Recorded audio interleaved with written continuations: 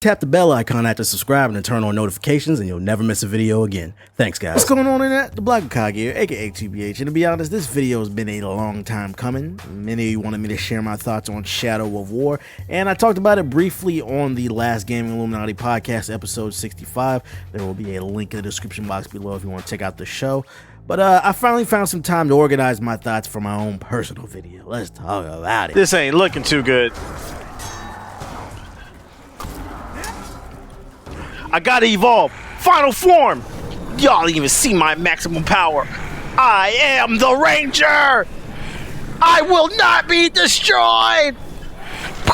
Story.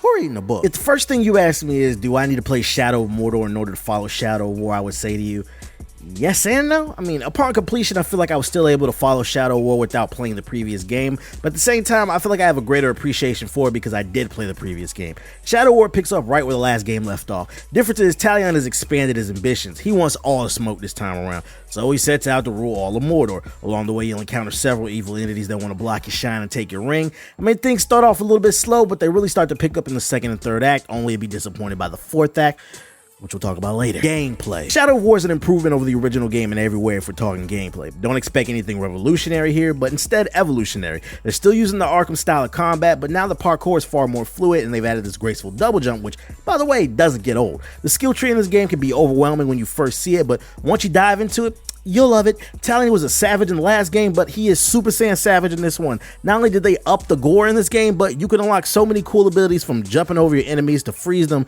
to controlling dragons and more. This is one of them games where you have so many tools to use. If you lose a fight, then you probably deserve it. You'll need those tools too, because in this game there's tons to do. Shadow of War is an open world game with several maps to explore. Each map has a crap ton of activities to do, and it's almost overwhelming. For me, that's okay because often developers skimp on the content. I managed to squeeze 54 hours out of this game, and I didn't even do everything. The only reason I managed to get so many hours out of this game too is because I actually enjoyed the various activities. There was just enough variety here to make me want to try it all. Just know that tackling everything won't be easy because of the return of the Nemesis System. The Nemesis System is back, and it's as glorious as ever. As you encounter various captains and generals, they'll begin to remember you, which creates this interesting dynamic on the battlefield. The best part is you never know when they'll pop up. You might have shamed a captain in a previous battle for him to show up randomly in another battle with 3 more captains backing him up. The most mind-blowing part for me is they all have their own personalities. Some will be loyal, others will betray you in key moments, and others just won't listen. This side of the game is a technical marvel. I battled hundreds of captains and warlords, and not once did I hear a repeat in dialogue.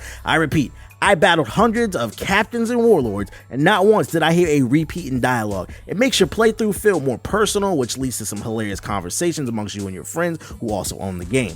The new feature, though, that they're really touting in this game is castle sieges. Shadow of War gives more purpose to turning enemy orcs to your side. In this game, you pretty much have to, because you're going to need to build your own army to storm other people's castles.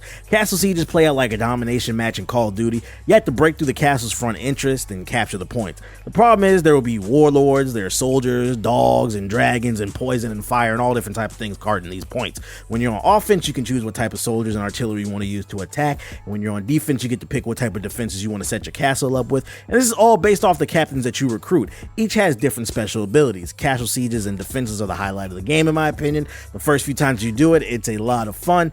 Then Act 4 happens, but once again, we'll talk about that a little bit later.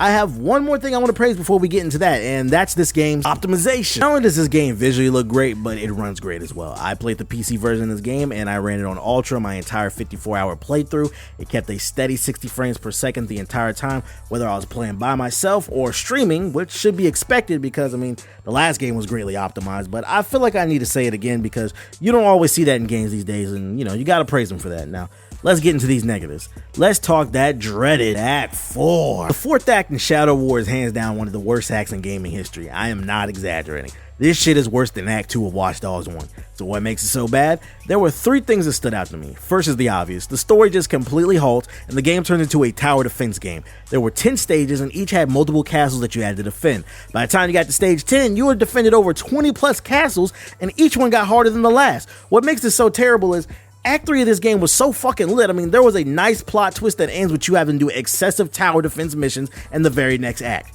It's lazy. They clearly just said fuck it when they got to Act 4. Another thing that pissed me off about this act is the difficulty spike. I managed to finish this game, but I can't say that I had fun by the time I did.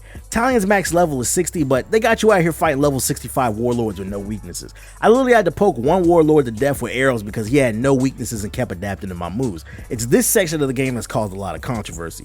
Shadow War does have microtransactions, y'all. If you don't want to recruit warlords by defeating them in the game, then you can just buy rare and powerful ones via loot crates. Late game, I purchased tons of crates because my generals kept getting killed, but not once did I spend any real money on crates. See, you could buy loot crates using the in-game currency that you earn. I always had tons of money to buy crates, which makes me think a lot of these reviewers just rush through the game to get their video out first. There's literally an upgrade in the game that lets you auto pick up whatever loot orcs drop after you kill them, and you can get this fairly early in the game. They drop money, armor, and weapons. I mean, so not only was I able to pick up money, but I also sold all the excessive weapons and armor that I didn't want. I swear to God, I never had less than $50,000, $60,000 in in-game currency late game, which is a ton of money because crates only cost like $1,000. So is it annoying that microtransactions are there? Yes, but I gotta call bullshit on this game being pay to win. I mean, folks just out here was just rushing through the game for the views. With all that being said, that doesn't change the fact that Act 4 is tedious and boring. I could almost understand why people felt tempted to buy the crates with real money,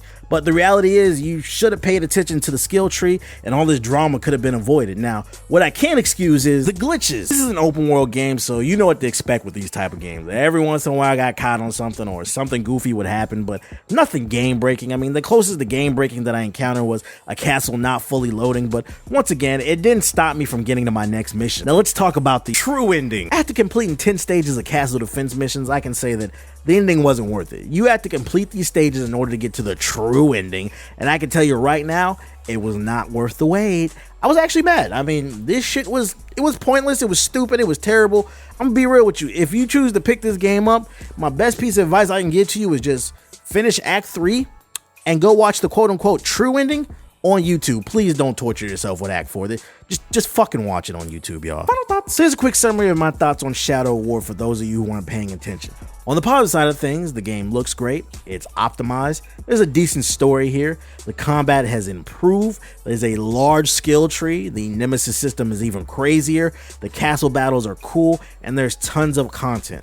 On the negative side of things, the dreadful Act 4, the glitches, and the quote-unquote true ending sucked.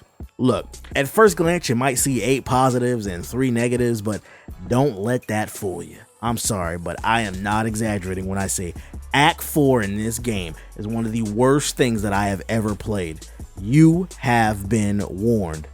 It's boring, it's tedious, it's monotonous, it's pointless. It was so bad that I had to knock this game down a few pegs. I mean, Shadow War is still a good game, but it's far from great. It's not what I expected. I can't recommend this one at full price. I'd say wait till the price drops, y'all, before picking this one up. I'm sorry, Monolith.